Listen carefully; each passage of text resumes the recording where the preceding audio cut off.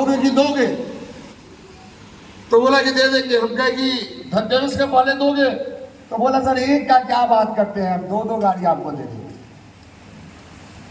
अब एक घर का आदमी आया हो देखने वो स्कूटी से, और वो तो सीना चौड़ा करके बोल दिया। हम बोले कि एक बार मालिक से पूछ लो कि भाई गाड़ी है कि नहीं, बाद में बात से फिरना मत। वो बोला कि नहीं गारंटेड दो देंगे, और खड़े खड़े दो गाड़ी हम लोग बुक करवा लिया। 2 दिन के बाद 50 लाख का 2 गाड़ी आ गया हमारे घर में। ये पावर है आपके लिए। अभी इसी साल मई में एक रांची में फ्लैट लिए, उसमें 30 लाख का इंटीरियर डेकोरेशन करवाए। 30 लाख में लोग अपना घर बना लेते हैं। 1 करोड़ का फ्लैट है हमारा, मई में उसका गृह प्रवेश हुआ है। और गृह प्रवेश के बाद हम 15 दिन भी उस घर में नहीं रहते पटना ही, ताला लगा रहता है। Power of RCM. बेटा केन्या घूमने गया है, लोग अपने बेटे को शिमला नहीं घुमा पाते। कौन लोग? ये वही लोग हैं जो बोलते हैं कि आरसीएम करने से हमारा इज्जत खत्म हो जाता है। अब देखिए, जिसका इज्जत खत्म हो जाता है उसका बेटा केन्या घूम रहा है, 10 क्लास का बेटा। और जो इज्जत बनाने वाले हैं अपने बेटे को मामा गांव छोड़ा के दूसरा कोई गांव घुमाते नहीं।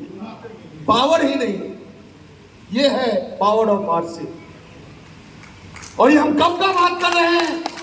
हम लोग उस समय शुरू किए जब सेमिनार अटेंड करने के लिए। आप लोग बोलते हैं ना सर, कहां सेमिनार हो रहा है और किसका सेमिनार हो रहा है?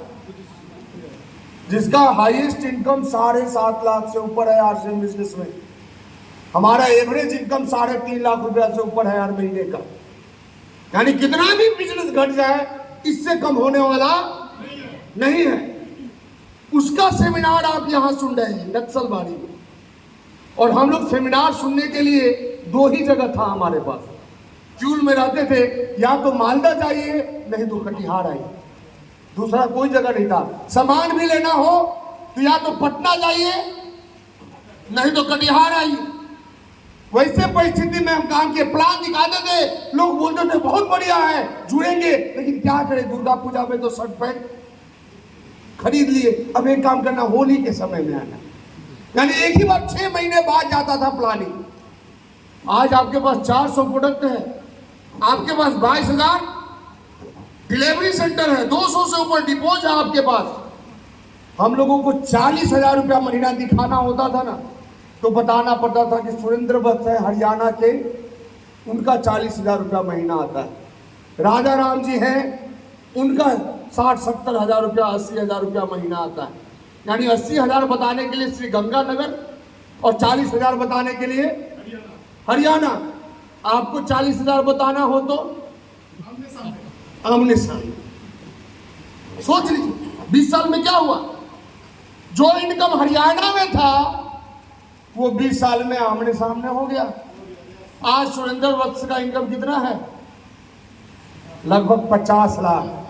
20 साल बाद क्या होगा?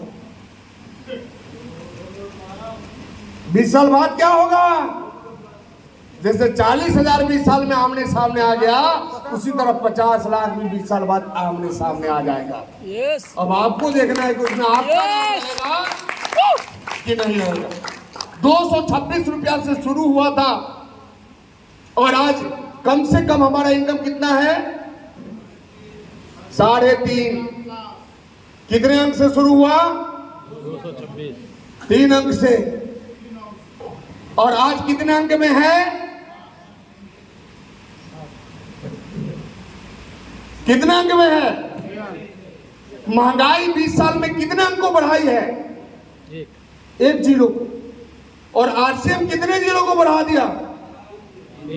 अब बताइए, गरीबी वाला लक्षण है या अमीरी वाला? वो 1 जीरो बढ़ा, हम 3 जीरो बढ़ा के बैठे हुए। और अगले 20 साल इसी तरह हम यदि आरसीएम कर दिए तो कितना जीरो और बढ़ेगा? नहीं, जब अकेले चले थे तो 3 बढ़ा लिए। अभी तो 100 से ऊपर टेक्निकल इश्यू बना हमारे नीचे, लेकिन चलिए 3 ही मान लेते हैं। तो 3 जीरो और यदि जोड़ ले तो बताइए 20 साल बाद हमारा इनकम कितने का है? 35 करोड़ रुपया महीना ये आएगा और आने से कोई रोक नहीं सकता। क्योंकि ये इनकम हमारे दम पे है, ये हमारे अपलाइन के दम पे नहीं है और न ही हमारे डाउनलाइन के दम पे है। तो आपको भी एक चीज आज याद रखना है कि अमीर बनना है तो अमीरी की कहानी अपने दम पे बनाइए। ये अपलाइन डाउनलाइन को बीच में मत लाइए।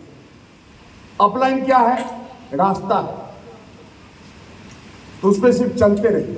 और डाउनलाइन क्या है? कपड़ा है, इसको बदलते रहिए। बहुत बढ़िया। इससे बड़े डाउनलाइन का होता है अभी कपड़े से कितना भी प्यार हो, यदि फट गया तो छोटा पड़ेगा कि नहीं पड़ेगा?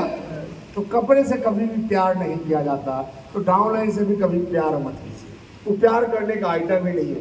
यदि अपलाइन रास्ता है, आप गाड़ी है, तो डाउनलाइन तेल है, वो तेल हमेशा भरवाते रहना पड़ेगा तभी गाड़ी चलेगी। देखिए हमारे साथ जो आरसीएम शुरू किए थे उसमें से 90% काम करना छोड़ दिए। आपके 2-4-5 छोड़ के चले जाते हैं या 2-4-5 को कोई तोड़ लेता है तो आप मुंह बना के आरसीएम ही छोड़ देते हैं। हमारे कितने चले गए? 90% चले गए।